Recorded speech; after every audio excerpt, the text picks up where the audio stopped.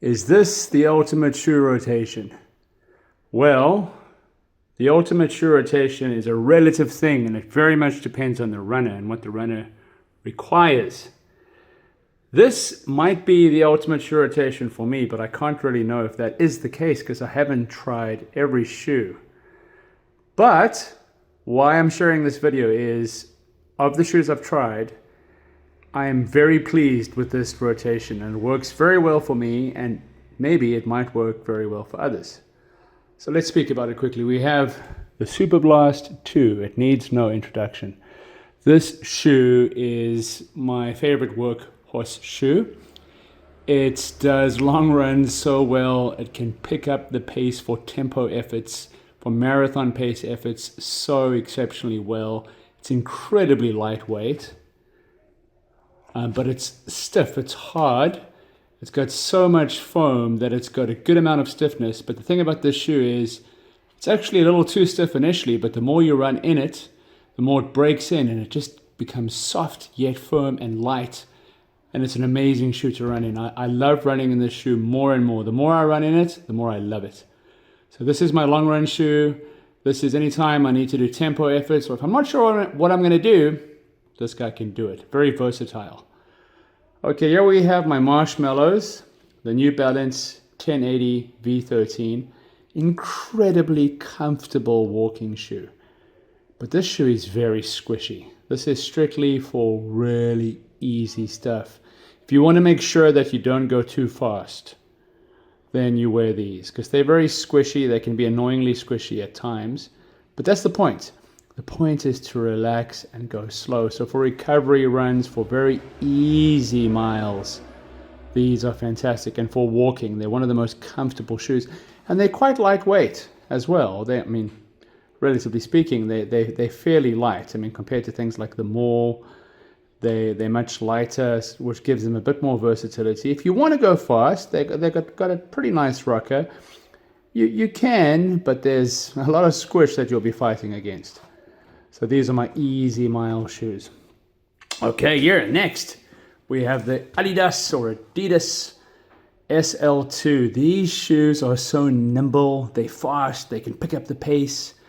These shoes are very responsive. They don't have any plate, they're traditional feeling, and they feel fast. They don't have a plate in them, so they're not going to be as fast as a plated shoe. But if you want to do shorter efforts, track efforts, or you just want something a bit more nimble, and you don't want something as voluminous as the Superblast, you just want something more nimble, because these are very stable shoes, the Superblast. They're stable, but they're not the most nimble in the world. These are less stable, so that's why they have a place. You want to trade a bit of stability for more nimbleness, you put these guys on, and they're very responsive, and they're very fun to run in. So these can be for a variety of workouts, track sessions, intervals, fartleks as well, when you want more nimbleness. Okay, I've also run a race in these, 10K. Now this is quite surprising, this next shoe. This is a very, very, very cheap shoe. This is the Kalenji Jog Flow 100, the cheapest Jog Flow. They're super flexible. And I like these shoes. They have a 4mm drop. They feel so flat, you feel the ground, and there's something about that. You want to sometimes get off the plate to choose, and you want to feel the ground. You want to be close. It's almost like a barefoot kind of vibe, which is why they're cheap. But I like to run with these from time to time, and if I don't want to get my other guys dirty in the rain, I put ththese guys on. They don't have good grip. The grip is terrible. So I run in the rain, but if you stay on the road, they're okay. The sidewalks, you're going to be slipping. So I don't mind getting these guys wet. So they're not rain shoes because of the poor grip, but they are good if you just want something flat and simple, strengthen your feet, and you want to do some track work where you want to get away from the plates and everything and just strengthen your feet, and you want to feel the ground. Sometimes there's something nice about the flexibility of a shoe like this and feeling the ground. So that's a surprising entry. And then last but not least, we have the Saucony Endorphin Pro 4. Okay, these shoes, carbon plated races, they're very lightweight, they got a wonderful upper, they're incredibly comfortable, they're beautiful looking shoes. when you pick up the pace, they are fast. And when you go slowly, they can keep you kind of supported. They've got quite a big hill. Well, there's some hill flare, hill bevel going on. And so, I mean, and they got quite a good amount of cushion. They're very comfortable for what they are. And, you know, they are fast racers that will still be supportive when you need the support.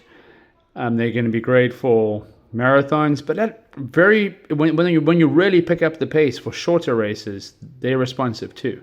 So they're just great racing shoes that will handle pretty much any race from 5K to marathon, as far as I'm concerned. So these are my racing shoes. They're not the most aggressive races in terms of the rocker, but the carbon plate works very well at a range of speeds. So, and beautiful looking shoe. Endorphin Pro 4. So that is my ultimate shoe rotation. I should mention that each one of these shoes has a nickname on Strava, as you can do if you want. These guys I call my juggernauts, because once I got these guys on, there's no stopping me at any pace. These guys are marshmallows because they're so squishy and soft. These guys are called my poppies because you just want to pop, and you want them, they're so kind of, they make you want to pop up and down. They're very energetic shoes, I find. These guys are El Cheapos. I should give them more respect than that because they're really very, very cheap, but they're kind of like, I don't know what I think racing flats might be like. I've never run in racing flats, so I don't know what they're like, but they're very flat and flexible. Maybe I should call them flexies, but I call them El Cheapos. And these guys, I call them rollies because of that speed roll technology I didn't mention earlier, but they're really, they feel very efficient. The rocker is not super aggressive, but it's still there, and you can still feel the rocker, and it keeps you rolling forward. So they're my rollies. Okay, so I'm going to give these guys a bit more respect. So rollies, flexies, poppies, marshmallows, and juggernauts.